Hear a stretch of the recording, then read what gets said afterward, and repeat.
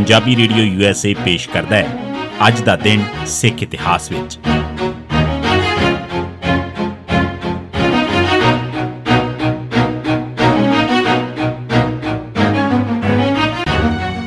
सिख इतिहास दीआं घटनावां च 30 अप्रैल दा दिन 1837 हरी सिंह नलवा पठाणां नाल लड़दा मारिया गया। 30 अप्रैल 1837 ਦੇ ਦਿਨ ਹਰੀ ਸਿੰਘ ਨਲਵਾ ਜਮਰੌਦ ਦੇ ਕਿਲੇ 'ਚ ਪਠਾਨ ਹਮਲਾਵਰਾਂ ਦੀਆਂ ਗੋਲੀਆਂ ਨਾਲ ਛਲਣੀ ਹੋ ਕੇ ਚੜ੍ਹਾਈ ਕਰ ਗਿਆ। 1986 ਦਰਬਾਰ ਸਾਹਿਬ ਤੇ ਹਮਲਾ। 29 ਅਪ੍ਰੈਲ 1986 ਦੇ ਦਿਨ ਖਾਲਿਸਤਾਨ ਦੀ ਜਲਾਵਤਨ ਸਰਕਾਰ ਦਾ ਐਲਾਨ ਕਰਨ ਮਗਰੋਂ ਪੰਥਕ ਕਮੇਟੀ ਦੇ ਮੈਂਬਰ ਤੇ ਉਹਨਾਂ ਦੇ ਸਾਥੀ ਦਰਬਾਰ ਸਾਹਿਬ ਵਿੱਚੋਂ ਚਲੇ ਗਏ ਤੇ ਛੇਤੀ ਹੀ ਦੂਰ ਦਰਾਡੇ ਦੇ ਇਲਾਕਿਆਂ 'ਚ ਪਹੁੰਚ ਗਏ। ਪਰ ਪੰਜਾਬ ਦੇ ਮੁੱਖ ਮੰਤਰੀ ਸੁਰਜੀਤ ਸਿੰਘ ਬਰਨਾਲਾ ਨੂੰ ਖਾਲਿਸਤਾਨ ਦੇ ਐਲਾਨ ਦੀ ਖਬਰ ਮਿਲੀ ਤਾਂ ਉਹਨਾਂ ਨੇ ਵਜ਼ਾਰਤ ਦੀ ਮੀਟਿੰਗ ਸੱਦ ਲਈ। ਮੀਟਿੰਗ ਵਿੱਚ ਉਹਨਾਂ ਨੇ ਦਰਬਾਰ ਸਾਹਿਬ ਦੇ ਅੰਦਰ ਪੁਲਿਸ ਭੇਜਣ ਦੀ ਤਜਵੀਜ਼ ਰੱਖੀ। ਮੁੱਖ ਮੰਤਰੀ ਨੂੰ ਕੁਝ ਵਜ਼ੀਰਾਂ ਨੇ ਦੱਸਿਆ ਕਿ ਖਾਲਿਸਤਾਨ ਦਾ ਐਲਾਨ ਕਰਨ ਵਾਲੇ ਉੱਥੋਂ ਜਾ ਚੁੱਕੇ ਨੇ, ਇਸ ਲਈ ਅਜਿਹੀ ਹਰਕਤ ਨਹੀਂ ਕੀਤੀ ਜਾਣੀ ਚਾਹੀਦੀ।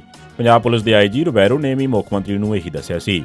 30 ਅਪ੍ਰੈਲ 1986 ਨੂੰ ਸ਼ਾਮ ਦੇ 4:50 ਤੇ BSF ਤੇ CRPF ਦੀਆਂ 25 ਕੰਪਨੀਆਂ ਤੇ ਪੰਜਾਬ ਪੁਲਿਸ ਦੇ ਹਜ਼ਾਰਾਂ ਸਿਪਾਹੀਆਂ ਨੇ ਫੌਜ ਦੇ ਸਪੈਸ਼ਲ ਟ੍ਰੇਨ ਕੀਤੇ ਕਮਾਂਡੋਜ਼ ਦੀ ਮਦਦ ਨਾਲ ਦਰਬਾਰ ਸਾਹਿਬ ਤੇ ਹਮਲਾ ਕੀਤਾ।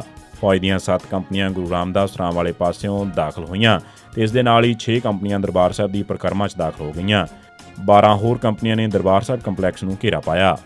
ਕਿਉਂਕਿ ਦਰਬਾਰ ਸਾਹਿਬ ਅੰਦਰ ਇੱਕ ਵੀ ਖਾੜਕੂ ਨਹੀਂ ਸੀ, ਇਸ ਕਰਕੇ ਮੁਕਾਬਲਾ ਤਾਂ ਹੋਣਾ ਹੀ ਨਹੀਂ ਸੀ। ਦਾਖਲ ਹੁੰਦਿਆਂ ਹੀ ਫੌਜ ਨੇ ਬਿਨਾਂ ਕਿਸੇ ਦੇ ਕਾਰਨ ਦੇ ਦਰਬਾਰ ਸਾਹਿਬ ਦੀ ਪਰਿਕਰਮਾ, ਅਕਾਲ ਤਖ਼ਤ ਸਾਹਿਬ ਤੇ ਇਸ ਦੇ ਆਲੇ ਦੁਆਲੇ 200 ਗ੍ਰਨੇਡ ਸੁੱਟੇ, ਜਿਸ ਨਾਲ ਪਰਿਕਰਮਾ 'ਚ ਥਾਂ-ਥਾਂ ਨੁਕਸਾਨ ਹੋਇਆ ਤੇ ਕਈ ਥਾਈਂ ਅੱਗ ਵੀ ਲੱਗੀ। ਦਰਬਾਰ ਸਾਹਿਬ 'ਚ ਕੀਰਤਨ ਬੰਦ ਹੋ ਗਿਆ। ਫੌਜ ਨੇ ਉੱਥੇ ਹਾਜ਼ਰ ਸਾਰੇ 377 ਲੋਕ ਗ੍ਰਿਫਤਾਰ ਕਰ ਲਏ।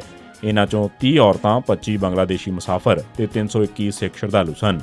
ਗ੍ਰਿਫਤਾਰ ਕੀਤੇ ਲੋਕਾਂ 'ਚੋਂ ਸਿਰਫ 2-4 ਸ਼ਖਸੀ ਖਾੜਕੂਆਂ ਦੇ ਸਾਥੀ ਸਨ ਤੇ ਉਹ ਸਨ ਗੁਰਦੇਵ ਸਿੰਘ ਕੌਂਕੇ, ਜੋ ਅਕਾਲ ਤਖ਼ਤ ਸਾਹਿਬ ਦੇ ਕਾਰਜਕਾਰੀ ਮੁੱਖ ਸੇਵਾਦਾਰ ਵਜੋਂ ਸੇਵਾ ਨਿਭਾ ਰਹੇ ਸੀ, ਤੇ ਮਾਸਟਰ ਸੂਰਤ ਸਿੰਘ ਤੇ 1-2 ਹੋਰ।